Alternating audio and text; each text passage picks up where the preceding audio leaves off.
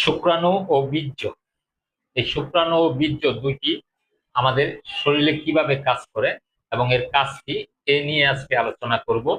এই যে চা খাইতে খাইতে শেষ করে দিলাম। সম্মানিত ভিউয়ার্স, আসসালামু আলাইকুম। আমি ডাক্তার মোহাম্মদ আব্দুল লতিফ সিরাজি, ঢাকা হোমিও ক্লিনিক, রাজশাহী। ভিডিওটি দেখতে থাকুন এবং পেজটি ফলো দিয়ে রাখুন, সাথে লাইক, কমেন্ট এবং শেয়ার করে দিন। বলছিলাম বীর্য এবং শুক্রাণু। তো শুক্রাণুর কাজ কি? শুক্রাণু নিজে থেকে কোনো কাজ করতে পারে না, তাকে কাজ করতে হলে সাহায্য করতে হয়। সাহায্য করবে কে? বীর্য। বীর্য কিভাবে সাহায্য করবে? যেমন আমাদের যদি প্রচুর পরিমাণে স্ট্রং এবং শক্তিশালী আহ বীর্য না থাকে, তাহলে এই শুক্রাণুকে সে বহন করতে পারে না। বীর্য শুক্রাণুকে বহন করে সাত্রিয়ে জরায়ুতে অর্থাৎ ডিম্বাণুতে পৌঁছে দেয়।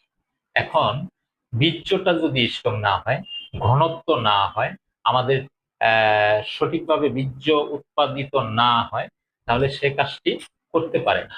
করতে না পারলে তখন দেখা গেছে ওই জরায়ুতে যাইতে যাইতে সঠিকভাবে সাঁতরিয়ে যদি যেতে না পারে, যাওয়ার আগেই স্টপ হয়ে গেল, তখন সে কনসেপ্ট করতে পারে না।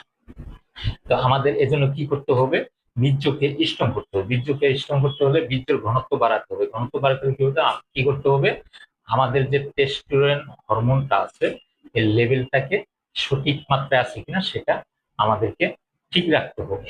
এবং যৌন তৃপ্তি, এর অভাবে কিন্তু যৌন তৃপ্তি পাওয়া যায় না। আপনি যখন বুঝবেন, যখন আপনি সঠিকভাবে যৌন তৃপ্তি পাচ্ছেন না বা যৌন আকাঙ্ক্ষা লোপ পেয়েছে, আপনার ইচ্ছা শক্তি কমে গেছে, তখনই বুঝবেন যে আপনার এই ধরনের সমস্যা আছে। যদিও আহ শুক্রাণুকে বীর্য যদি সঠিকভাবে নিয়ে যেতে দেরি হয় বা কোনো কর্মী নিয়েও গেছে, তখন দেখবেন যে আপনার যে সন্তান হবে সেই সন্তান দুর্বল এবং আহ শারীরিক মানসিক বিভিন্ন সমস্যা হতে পারে। আজকে এই সংক্ষেপে খুব গুরুত্বপূর্ণ আলোচনা এটি করলাম। আপনারা অবশ্যই এখান থেকে যদি এই ধরনের কোনো সমস্যা থেকে থাকে, তাহলে অবশ্যই চিকিৎসকের শরণাপন্ন হন, চিকিৎসা নিন। ইনশাল্লাহ আপনারা ভবিষ্যতে ভালো থাকবেন। আসসালামু আলাইকুম ওয়া রাহমাতুল্লাহ।